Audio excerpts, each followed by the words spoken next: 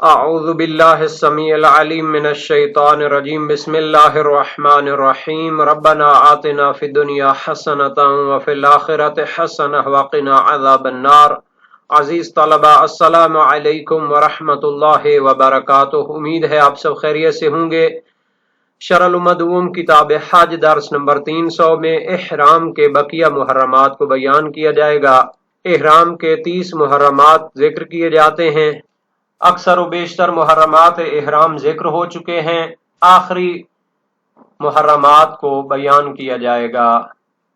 سابقہ بحث کا ایک تتمہ اور تکملہ بھی ذکر ہوگا۔ بدن کے حشرات کو مارنے کا حکم ذکر ہوگا۔ احرام کی حالت میں متعلقہ فروعات اور مسائل کا تذکرہ ہوگا، متعلقہ روایات اور احادیث بھی بیان ہوں گی، اور عبارت کی تشریح اور تطبیق بھی پیش کی جائے گی۔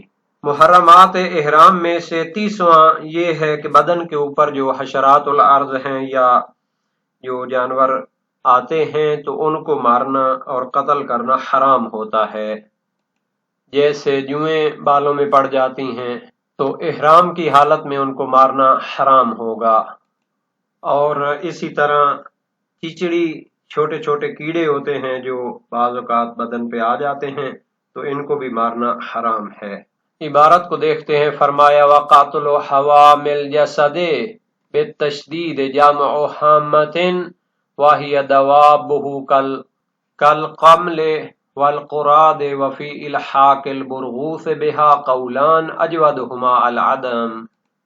بدن کے جانوروں کو اور حشرات کو مارنا حرام ہوتا ہے احرام کی حالت میں۔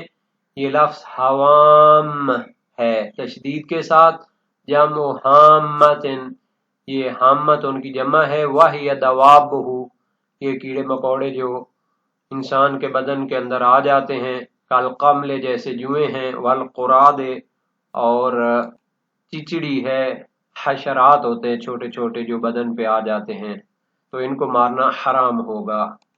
وَفِي إِلْحَاقِ الْبُرْغُوثِ بِهَا، اور آیا برغوث یعنی پسو کو بھی انہی حوام کے ساتھ ملحق کیا جائے گا، اور ان کو بدن پہ آ جانے کی صورت میں قتل کرنا حرام ہوگا یا نہیں ہوگا؟ قولان، اس کے بارے میں دو فقہی نظریے پائے جاتے ہیں۔ اجودہما العدم، بہتر قول یہ ہے کہ ان کو بدن کے حوام اور اس کے جوں وغیرہ کے ساتھ ملحق کرنا صحیح نہیں ہے، یعنی ان کو قتل کرنا جائز ہوگا۔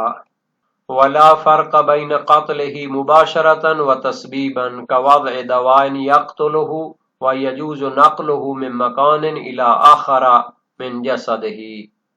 فرماتے ہیں کہ اس حکم میں کہ احرام کی حالت میں جوئیں وغیرہ مارنا جو بدن کے اندر آ جاتی ہیں تو حرام ہوتا ہے۔ اس میں فرق نہیں کہ ان کو خود قتل کرے پکڑ کر، یا تسبیباً، یا اس طرح کا کوئی کام کرے جس سے وہ مر جائیں۔ کواضع دوائن یقتلوا، جیسے ان کو مارنے والی دوا کوئی سر میں ڈال لی جائے جس سے جوئیں ختم ہو جائیں، تو یہ تسبیبی قتل ہوگا ان کا۔ ایک قتل مباشری ہوتا ہے جو خود اس کا گلا دبا دیتے ہیں یا پکڑ کر مار دیتے ہیں، اور سبب بننے کا معنی یہ ہوتا ہے کہ ان کو خود پکڑ کر نہیں مارتے بلکہ اس کے لیے کوئی ایسا طریقہ، ایسی دوائی استعمال کرتے ہیں کہ وہ اس کو کھا کر قتل ہو جائیں۔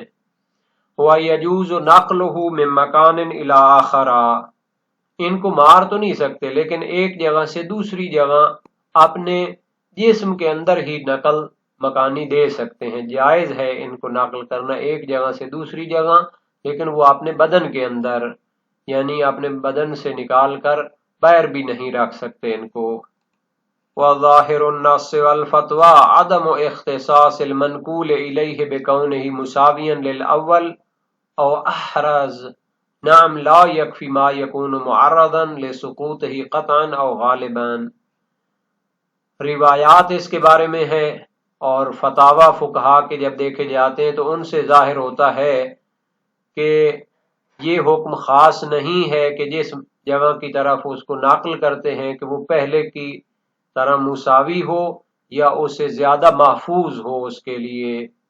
ہاں، لا یکفی ما یکون معرضا، ایسی جگہ اس کو نقل کرنا کہ جس سے اس کے گر جانے کا یقین ہو یا غالباً وہاں سے وہ جو جانور ہیں وہ گر جاتے ہوں تو وہاں پر نقل کرنا جائز نہیں ہوگا۔ یعنی شہید ثانی یہ فرمانا چاہتے ہیں کہ نص اور فتاوی میں تو دوسری جگہ جہاں پر اس کو نقل کرتے ہیں اس کا پہلی کے حفاظت کے حوالے سے مساوی ہونا ضروری نہیں ہے یا اس سے محفوظ تر ہونا بھی ضروری نہیں ہے، لیکن ایسی جگہ پر اس کو نقل کریں کہ جس سے یقیناً وہ گر جائے گی یا پھر غالباً اس سے یہ چیزیں گر جاتی ہیں تو اس میں نقل کرنا جائز نہیں ہوتا۔ جب انسان احرام باندھ لیتا ہے، اللہ تعالیٰ کی عبادت کی طرف متوجہ ہو جاتا ہے، تو اس کے بالوں میں یا بدن پہ جو حشرات وغیرہ ہوتے ہیں ان کو بھی مارنا حرام ہو جاتا ہے، اس میں کوئی اختلاف نہیں، تمام فقہائے شیعہ قائل ہیں، روایات بھی اس پر دلالت کرتی ہیں۔ صحیح معاویہ بن عمار جلیل القدر سے راوی ہیں، امام صادق علیہ السلام سے روایت کی، اذا احرمت فتق قاتل الدواب كلها الا الافعی والاقرب والفار وسائل الشیعہ باب 81 ابواب طرق احرام حدیث دوم۔ جب احرام باندھ لیتے ہو تو پھر حشرات کو مارنے سے پرہیز کرو، مگر سانپ ہے، بچھو ہے یا چوہا ہے، یہ جو اذیت کرنے والی چیزیں ہیں، یہ نقصان پہنچانے والی چیزیں ہیں، فقط ان کو قتل کر سکتے ہیں۔ صحیح ہے زرارہ بن آئین کوفی جلیل القدر سے راوی ائمہ معصومین کے دور میں فقہا میں سے تھے اور اصحاب اجماع میں سے تھے۔ سألتہ عن المحرم هل يحق رأسه او یغتسل بالماء، احرام باندھنے والے کے بارے میں سوال کیا کہ آیا سر کو کھجلی کر سکتا ہے یا پانی سے غسل کر سکتا ہے؟ فرمایا یحق رأسه ما لم يتعمد قاتل دابہ، آپ نے سر کی کھجلی کر سکتا ہے لیکن یہ نیت نہ ہو کہ وہاں پر جو جوں وغیرہ اس کو قتل کر دے جان بوجھ کر۔ وسائل الشیعہ باب 73 ابواب طرق احرام میں ہے۔ ابو الجارود کی روایت ہے، سأل رجل ابا جعفر علیہ السلام عن رجل قتل قملہ وہی محرم قال بئس ما صنع قلت فما فداؤها قال لا فداء لها۔ ابو الجارود زیاد بن منذر ائمہ معصومین کے دور میں مشہور راوی ہیں، مفسر قرآن بھی تھے، اس کے بارے میں اختلاف ہے، بہت سے لوگ اس کو ضعیف سمجھتے تھے، لیکن جناب محقق جلیل القدر رجالی کبیر علامہ ایت اللہ سید خوئی علیہ رحمہ اس کے ضعف کی جو روایات وغیرہ ہیں، مذمت کی جو دلائل ہیں، ان کو نقد فرماتے ہیں اور اس کی وثاقت کی طرف مائلان پیدا کرتے ہیں۔ امام باقر علیہ السلام کے اصحاب میں سے تھے، ایک شخص نے امام باقر علیہ السلام سے اس کے بارے میں پوچھا جس نے احرام کی حالت میں ایک جوں کو مارا جو بالوں میں پڑ جاتی ہیں جوئیں، فرمایا اس نے برا کام کیا ہے۔ تو میں نے عرض کی راوی کا بیان ہے کہ اس کا فدیہ اور کفارہ کتنا ہے؟ فرمایا لا فداء لہا، اس کا کفارہ تو نہیں ہے لیکن توبہ کرنی چاہیے، ظاہر ہے کہ گناہ کیا ہے۔ وسائل الشیعہ باب 15 ابواب بقیہ کفارات حدیث 8۔ مشہور یہ ہے کہ ان کیڑوں کو، ان جناب علی جانوروں کو قتل کرنا حرام ہے، چاہے اس کے بدن پہ ہوں یا اس کے کپڑوں پہ ہوں، چونکہ روایات مطلق ہیں، جبکہ شیخ طوسی کی مبسوط سے اور ابن حمزہ سے منقول ہے کہ انہوں نے ان کو قتل کرنا جائز قرار دیا جب یہ بدن پہ ہوں، حالانکہ ان کے لیے کوئی دلیل نہیں ہے۔ اس عبارت میں ہم نے پہلے بھی بیان کیا کہ قامل سے مراد جوئیں ہیں اور قراد سے مراد چیچڑی ہے۔ یہ انسان پر ایسے چمٹ جاتی ہے جیسے بعض چیزیں جانوروں کو چمٹ جاتی ہیں، جیسا کہ مصباح المنیر میں فیومی نے اس کا معنی بیان کیا ہے۔ قرغوس کے بارے میں بحث ہو چکی ہے، اردو میں اسے پسو کہتے ہیں، اور اس کو مارنا جائز ہے یا نہیں ہے؟ اگر تو اس کو بدن کے حوام کے ساتھ ملحق کریں تو اس کا معنی یہ ہے کہ اس کو قتل کرنا جائز نہیں ہوگا، حالانکہ شہید ثانی نے فرمایا کہ اس کا الحاق نہیں ہوگا، یعنی اس کو قتل کرنا جائز ہے۔ زرارہ بن آئین کی روایت امام باقر و امام صادق علیہ السلام میں سے ایک سے، سألتہ عن المحرم یقتل البق والبرغوث اذا رآہ قال نعم، میں نے احرام والے شخص کے بارے میں سوال کیا کہ کھٹمل کو اور پسو کو مارنا کیسا ہے، جب اس کو دیکھے فرمایا ہاں یعنی اس کو مار سکتا ہے۔ وسائل الشیعہ باب 79 ابواب طروق احرام میں ہے، لیکن ایک نسخہ میں اذا آذا ہو، جب اس کو اذیت پہنچائے تو مار سکتا ہے۔ کہ جائے کہ زرارہ کی دوسری روایت ہے امام صادق علیہ السلام سے، لا بأس بقاتل البرغوث والقملۃ والبقۃ فی الحرم، حرم کے اندر پسو اور جوں اور بقہ کو مارنا جائز ہے۔ بقہ کا معنی کھٹمل ہے حرم کے اندر، اور اس سے مراد لیا جاتا ہے جب ضرورت اور اضطرار اور مجبوری کے تحت ان کو مارنا ہو، تاکہ روایات کے درمیان جام بندی کی جائے۔ اس لیے حرم میں اور غیر حرم میں اس کا مارنا حرام ہونا قوی ہے، جیسا کہ بعض فقہاء نے فرمایا ہے۔ وَيَجُوزُ نَقْلُهُ، اپنے بدن کے ایک حصے سے دوسرے حصے میں اس کو نقل کرنا جائز ہے۔ صحیح معاویہ بن عمار جلیل القدر سے کا راوی ہے، امام صادق علیہ السلام سے روایت کی، المحرم یلقی عنہ الدواب کلہا الا القمل فإنها من جسدہ، احرام والا شخص اپنے بدن سے تمام جو حشرات وغیرہ ان کو گرا سکتا ہے، مگر جوں کو نہیں گرا سکتا کہ وہ اس کے بدن سے ہے۔ وَإِنْ أَرَادَ يُحَوِّلْ قَمْلَ مِنْ مَكَانٍ إِلَى مَكَانٍ فَلَا يَضُرُّهُ، لیکن ایک جگہ سے دوسری جگہ اس کو نقل کرنا چاہے تو نقصان نہیں ہے، جائز ہے۔ وسائل الشیعہ باب 78 ابواب طروق احرام حدیث پنجم۔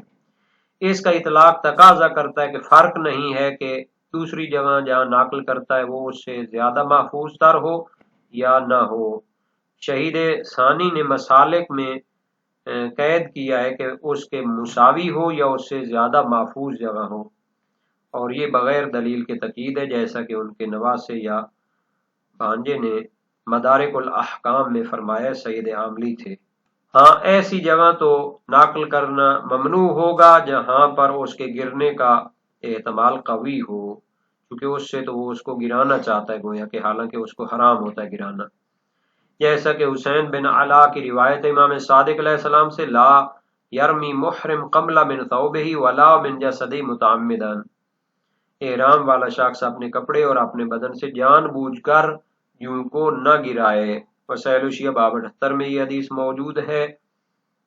سابقہ بحث کا ایک تتمہ بھی رہتا تھا ان موارد کا بیان کہ جن کو درختوں میں سے اور گھاس میں سے، حرم کی گھاس میں سے کاٹا جا سکتا ہے۔ ایک تو اذخر ہے، تو اس کا استثناء کیا گیا ہے، اور یہ معروف اور مشہور ایک نباتات ہوتی ہے حرم کے اندر، اور اس کا استثناء صحیح زرارہ کی وجہ سے ہے۔ اور دوسرا مورد ہے جو درخت اور گھاس یا جڑی بوٹی اس کے ملکیتی زمین میں اگتی ہے، تو اس میں کوئی اختلاف نہیں، تمام فقہائے شیعہ اس کے قائل ہیں۔ اور حماد بن عثمان کی روایت بھی امام صادق علیہ السلام سے، فی الشجرہ یقلعها الرجل من منزلہ فی الحرم، قال ان بنا المنزل والشجرہ فیہ فلیس له ان یقلعها وان نبتت فی منزلہ وهو له قلعها، ایک درخت اس کے گھر میں ہوتا ہے حرم کے اندر، تو آیا اس کو اکھاڑ سکتا ہے؟ فرمایا اگر اس نے گھر بنایا جبکہ اس میں درخت موجود تھا تو اس کو وہ اکھاڑ نہیں سکتا، لیکن اگر اس کے گھر کے اندر وہ اگائے تو اس کو اکھاڑ سکتا ہے۔ وسائل الشیعہ باب 78 ابواب طروق احرام میں ہے۔ نیز صحیح حریث بن عبداللہ سجستانی بھی اس پر دلالت کرتی ہے۔ تیسرا مورد تھا کہ کنویں سے پانی نکالنے والی جو چرخی کی بڑی لکڑی ہوتی ہے جس کو محالہ کہتے ہیں، جیسا کہ جوہری نے اس پر نص قائم کی ہے، یا تو یہ محالہ ہے جیسا کہ جوہری کا نظریہ ہے، یا یہ محالہ ہوتی ہے، کسرہ کے ساتھ بھی ایک نظریہ ہے، لغت میں اس کو پڑھا جا سکتا ہے۔ تو یہ بڑے والی چرخی کی لکڑی ہوتی ہے، اور ان لکڑیوں کے ذریعے پانی نکالا جاتا ہے کنویں کے اندر سے، اور اس کو کھینچنے کے لیے اونٹ یوز ہوتے ہیں۔ اس کا استثناء زرارہ کی روایت میں امام باقر علیہ السلام سے، رخص رسول اللہ صلی اللہ علیہ وسلم فی قطع عودی المحالہ وہی البقرۃ التی یستقی بہا من شجر الحرم والاذخر، یعنی نبی اکرم نے بڑی لکڑی کنویں کے چرخی کی اس کو کاٹنے کا بھی حکم دیا ہے، حرم کے درختوں سے اس کو کاٹ سکتے ہیں اور اذخر کو بھی کاٹ سکتے ہیں۔ اس کی سند میں ضعف پایا جاتا ہے چونکہ یہ روایت مرسل ہے اور زرارہ سے نقل ہوئی ہے، اس لیے ایک جماعت اس کے استثناء کو نہیں مانتی۔ اور چوتھا مورد تھا پھلدار درختوں کو بھی کاٹ سکتے ہیں، کیونکہ یہ اللہ تعالی نے اگائے ہیں یا آدمی نے اگائے ہیں پھل کھانے کے لیے، کاٹنے کے لیے، تو اس میں کوئی اختلاف نہیں، تمام فقہائے شیعہ قائل ہیں اور روایات بھی اس پر دلالت کرتی ہیں۔ سلیمان بن خالد کی روایت امام صادق علیہ السلام سے، عن الرجل يقطع من العراق الذي بمکہ قال علیہ ثمنه يتصدق به ولا ينزع من شجر مکہ شیء الى النخل وشجر الفواکہ۔ اس شخص کے بارے میں سوال کیا جو مکہ میں موجود عراق کے درخت کو کاٹتا ہے، فرمایا اس کی قیمت اس پر ہے، اس کو صدقہ کرے اور مکہ کے درختوں میں سے کوئی چیز نہ کاٹے مگر کھجور اور پھلدار درخت۔ وسائل الشیعہ باب 18 ابواب بقیہ کفارات احرام حدیث دوم ہے۔ اور ایک بات کی گئی تھی کہ محالہ کے ساتھ آیا دوسری لکڑیاں بھی ملحق ہوں گی جو چھوٹے جانوروں کے ذریعے کھینچی جاتی ہیں اور کنویں کے چرخے میں استعمال ہوتی ہیں، تو نصوص سے تعدی کرنا تو جائز نہیں ہے چونکہ یہ قیاس ہوتا ہے، اور تعدی کی دلیل یہ دی تھی کہ یہ اعلیٰ سے ادنیٰ کی طرف تنبیہ ہے اور بطریق اولیٰ اس کو ثابت کریں گے۔ صاحب جواہر نے فرمایا ثم على تقدیر الجواز ينبغي الاقتصار على خصوص البقرة العظیمہ المسمات بالمحالہ اختصارا على خصوص النصوص ہے۔ اگر ہم محالہ کے کاٹنے کے قائل ہو جائیں تو اسی کے اوپر اختصار کرنا چاہیے جس کو محالہ کہتے ہیں، اور اونٹوں کے ذریعے اس کو کھینچا جاتا ہے، نصوص میں چونکہ وہی عنوان ہے۔ اور حرم کے درختوں کو کاٹنا تو جو شخص احرام کی حالت میں نہ ہو اس پر بھی حرام ہوتا ہے، اس میں کوئی اختلاف نہیں، تمام فقہائے شیعہ قائل ہیں۔ صریح صحیح حریث بن عبداللہ سجستانی اس پر دلالت کرتی ہے، کل شیء ینبت فی الحرم فہو حرام علی الناس اجمعین، جو چیزیں حرم کے اندر اگتی ہیں تو تمام لوگوں پر وہ حرام ہے، چاہے احرام کی حالت میں ہوں چاہے بغیر احرام کے ہوں۔ اس لیے دروس شرعیہ میں شہید اول نے اس کو محرمات احرام میں ذکر نہیں کیا، چونکہ جب ہر شخص پر درخت کاٹنا اور گھاس کاٹنا حرم کی حرام ہوتا ہے تو اس کو تروک احرام اور محرمات میں احرام میں قرار دینے کی ضرورت نہیں ہے۔